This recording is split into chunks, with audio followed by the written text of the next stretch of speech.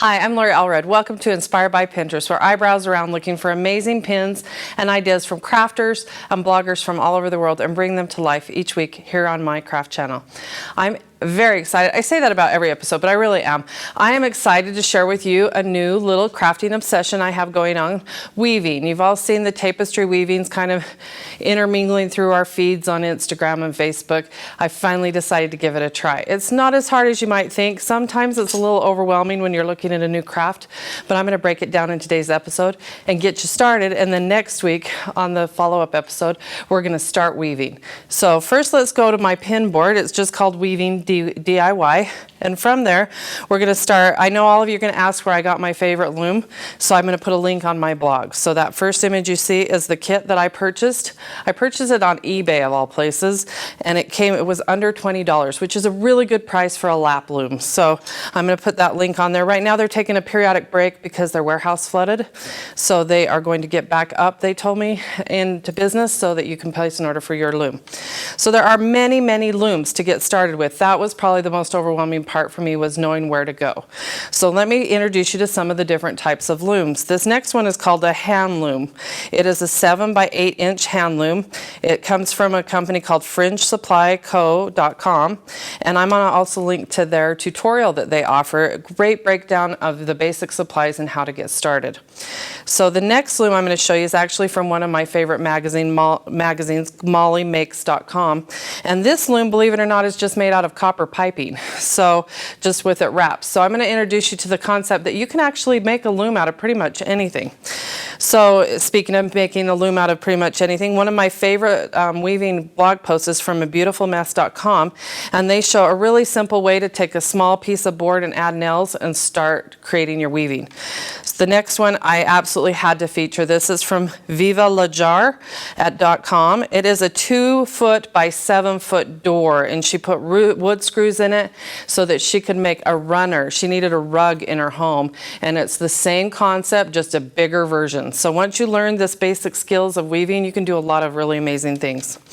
One of my favorites that I wanted to introduce to you is the next one from Hello Hydrangea. She actually makes a loom out of an old frame and keeps the backing particle board on it and puts pins in it, which I thought was clever use of the materials you may already have laying around home.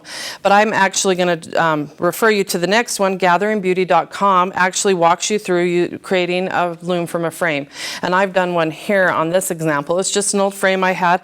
I believe it was one of my photo prop episodes I used it on, and I just created my weave right around that open frame. So if I wanted to use it again, I still have the frame. If I want to keep using it as a loom, I can, which I thought was really a good use of what you might already have laying around. And I'll show you how to start that in the next episode. So the next loom I thought was clever. This is a fun way to maybe get your kids involved, is just creating a loom from a piece of cardboard box. And this blog from playfullearning.com walks you through step by step and makes it super easy to get going.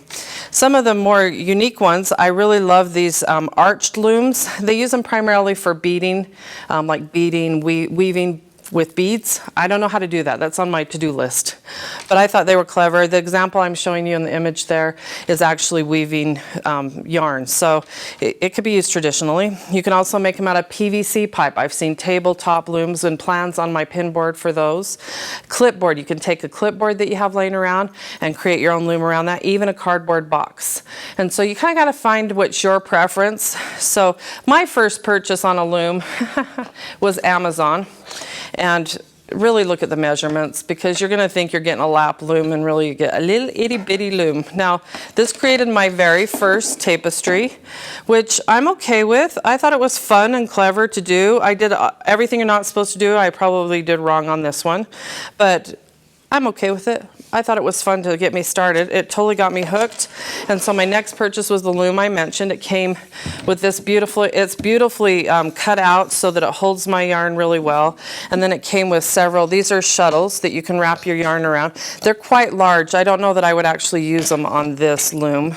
And then of course a shed stick, which comes in really handy. And then a fork or a weave batter. I love these, and this is very, very clever. So I've had a couple of different types depending on the loom, and I really like this nice solid first version. But if you don't have those, like I mentioned, I'm going to show you how to make your own loom. So don't feel like you have to run out and make a purchase to give your a try at weaving. You can start off with a canvas. I have these canvases laying around at home, and you can actually peel this front cover off, the canvas part. Comes right off, and then I actually remove the staples, take some muscle.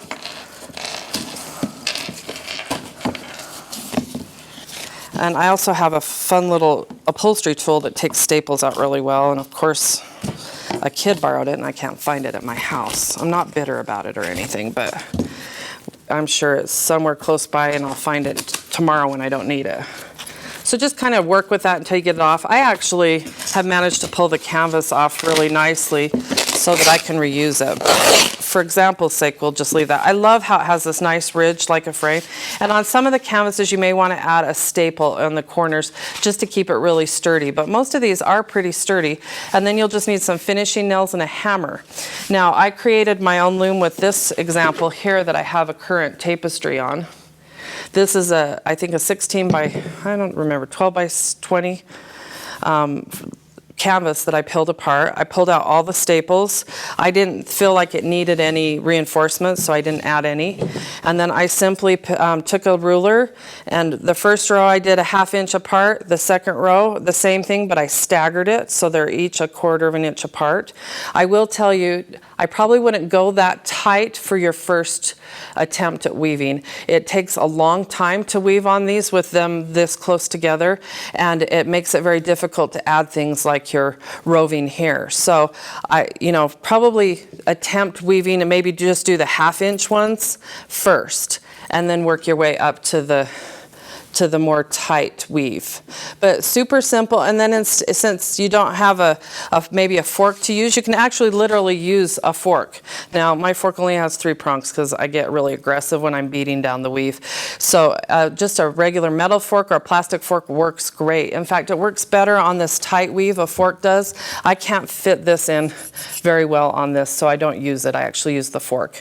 So those are really awesome to use. So the first thing I'm going to show you is how to basically put the warp is the thread that's going to go up and down. It's called the warp to get you started. It's super simple to do, and they have warping threads you can use. I use any type of yarn. I have on all of mine, and that works out great. So I'm just going to pull out some yarn that I have here and tie. I like to do a slip knot to get you started. Wrap it around that first peg, and mine has a nice groove so it goes in. Make sure it's tight. Now, the advantage of using a less flexible yarn is that you get a much tighter warp on your loom. So make sure it's pretty taut. You don't want to give it'll still be, pliable, but you want to make sure it's tight enough. So just keep doing that back and forth. For the space, now I made the mistake of thinking I had to fill my whole loom, and then in reality, I didn't really want to spend that much time. Now this beautiful tapestry, I actually created on this loom at full size, and I loved it. It actually only took me probably 2 evenings of watching TV to finish it, and I learned some fun techniques I'll show you in next week's episode. This one I actually took down and actually only did half of it, and I really like how that turned out. It's like not too big, not too small. So it's really fun. So get going. First, let's build your loom. Come back, make sure you've warped your loom. Put your warp on, and then I'll walk you through how to do the rest of the steps in next week's episode. So I hope I've got you interested enough that you'll come back and check out how fun and easy weaving is. Thanks for joining me, and we'll see you next week.